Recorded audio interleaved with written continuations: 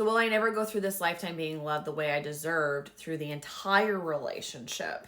Because I chose to stay when my husband cheated on me, and we chose to do the work. I didn't just go let him back in without doing the work, ladies. So I think that's a key point here. I would argue this point that most of us never do. I don't know one person who's going to get through their entire lifetime being loved perfectly the way that they deserve.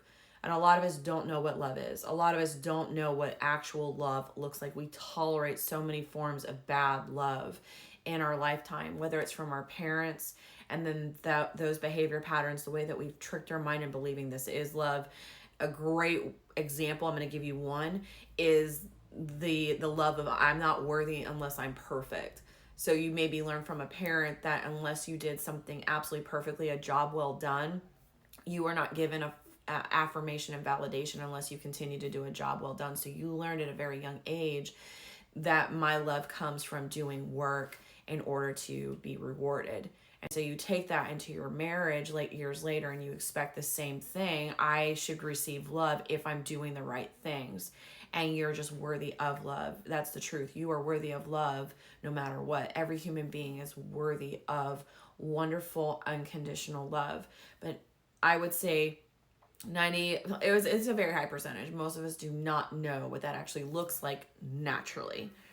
So we have to learn that. And that's what I've learned in therapy. That is what I've learned by working with a lot of amazing, wonderful people who have reframed my mindset and have saved my marriage, helped save my marriage.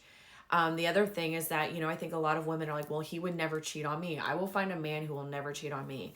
And the sad reality, ladies, is that they've all cheated on you. I don't care. I don't believe there's one man in his entire lifetime who's not cheated on his partner, whether with his mind, his eyes, his words, his ears, or his body physically. Every man has fallen short of that standard.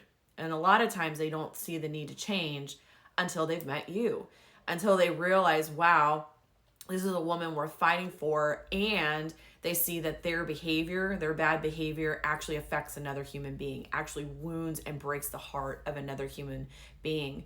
Because all of that bad behavior affirms the belief in the person who's hurting, who actually loves them and has opened their heart to them, that all of the wounds of my parents are now confirmed true. I am not worth anything because I have fallen short of perfection. So there's a lot of intense work that has to be done in order to salvage a broken marriage, because we as individuals are broken people. Now, I'm experiencing a love I never thought I would ever have. Is it perfect? Absolutely not. But I've been given tools and resources now. My husband has been given tools and resources for us to navigate conflict and come to resolutions and compromises. And we actually had somebody over at our house this week, and a grown man is crying in our living room. And he said, I envy what you and your husband have here. I'm not going to cry, because he sees the work that we've done on the marriage and that it's almost been like a miracle. It has been a miracle that's been done in our marriage.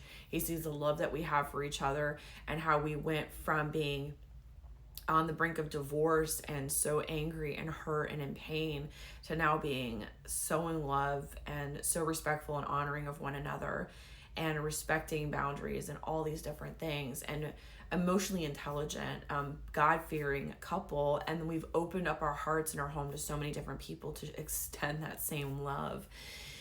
And it baffles people now. It's very humbling for me as a person to see it, because I remember a time where it wasn't there, where it didn't exist, and the sacrifice I had to put on an altar in order for it to be here, and the sacrifice my husband had to make in order for it to be here as well. So the other thing I want to add is that we romanticize a lot in culture the villain man, right, becoming the hero he needs to be for the woman. And I mean, that's in books like Twilight and Court of Thorns. All of those books are about a really bad character, a masculine character, who changes and has self-control over his monstrous behavior to be the man that the woman needs him to be, to pursue her, to love her, to be faithful to her, to have self-control over all the things that would damage and hurt her.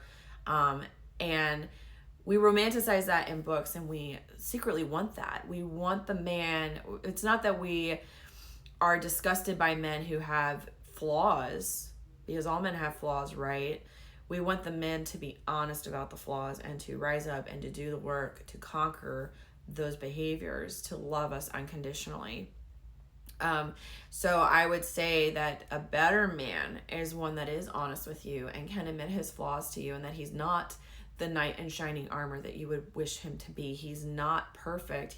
Don't put him on a pedestal. Understand that he has just as much pain coming into the relationship and just as many flaws as you do. And he is going to fall short of that bar at some point that you put him on. He is not going to love you unconditionally at some point. He is going to be selfish at one point. He is going to wound your heart deeply at some point. But what matters is that he is willing to take accountability for that at the time, to change those behaviors when they come to light, and for you both to be able to work on things. So my eyes are open. I've done so much work to come to this mindset. I'm so proud of the work I've done to come to this mindset. I have so much more maturity in my vision of love, my definition of love. And I see that so many of the men, if they would just do the work, would have such beautiful relationships, and so many women that would do the work would have so much satisfaction and contentment and fulfillment in their relationships. Both parties would. But it's not going to just, it's not something you're born with. I hate to say that. It is not something you're born with. You were not given those tools at birth. It is a skill set you have to learn and do a lot of intense work to have for the rest of your life.